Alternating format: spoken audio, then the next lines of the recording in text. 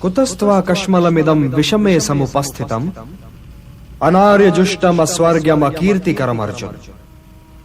केशव, मेरा नाम लेकर मुझे पुकारने से पहले यह बताओ पार्थ कि इस समय जब विनाश के बादल चारों ओर से उमड़ आए हैं और धर्म, रक्षा और विजय की आस लिए तुम्हारी ओर देख रहा है, इस संकट की घड़ी में तुमने कायरता के इन हीन भावों को अपने हृदय में आने कैसे दिया? श्रेष्ठ पुरुष तो यूं विषाद में डूबा नहीं करते। धर्म और अधर्म के बीच संघर्ष की इस निर्णायक घड़ी में नपुंसक न बनो पार्थ, नपुंसक न बनो। हे परंतप, हे शत्रु संहारक, हे धनंजय, तुम्हारे ये भाव अनार्य हैं। ये तुम्हें स्वर्ग से गिरा देंगे और कीर्ति से भी, और तुम स्वयं ही अपने तिरस्कार का कारण बनकर रह जाओगे। इसलिए हे पार्थ, हृदय की इस दुर्बलता को त्यागो और युद्ध के लिए खड़े हो जाओ। खड़ा कैसे हो जाऊं मधुसूदन? खड़ा कैसे हो जाऊं? वे जो सामने खड़े हैं, वे इस युद्ध के पश्चात सबके सब होंगे ना केशव? सबके सब होंगे ना? यह होना और ना होना क्या है पार्थ? क्योंकि वो समय तो कभी था ही नहीं जब मैं नहीं था, या तुम नहीं थे, या ये सारे लोग नहीं थे, और ना ही वो समय कभी होगा जब मैं नहीं होऊंगा, या तुम नहीं होगे, या ये सारे लोग भी नहीं होंगे।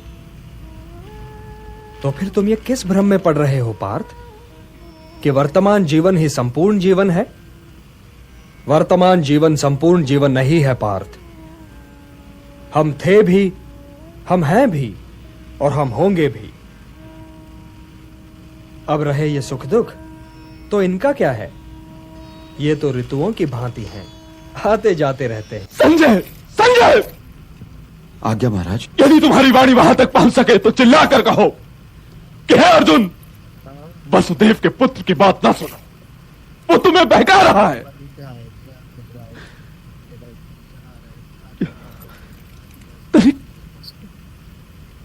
तनिक सोचो संजय, यही कृष्ण कल शांति दूत बनकर यहां आया था, और आज शांति के विषय में एक शब्द नहीं बोल रहा है। इसका अर्थ तो यही निकला ना कि वो यहां शांति की स्थापना के लिए आया ही नहीं था। वो केवल यही चाहता था कि इतिहास मेरी दाढ़ी पकड़कर मुझसे कहे कि धृतराष्ट्र, शांति के द्वार तूने बंद किए थे।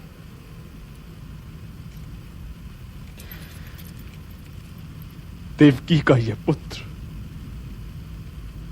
कब का बैर निकाल रहा है संजय? वे बैर की बात नहीं कर रहे हैं महाराज। वे तो कुंती पुत्र को धर्म और कर्म योग के रहस्य समझा रहे हैं। तुम भी उसके जैसी बातें करने लगे? क्या मेरे प्रति तुम्हारी निष्ठा भी अपने स्थान से सरक गई है?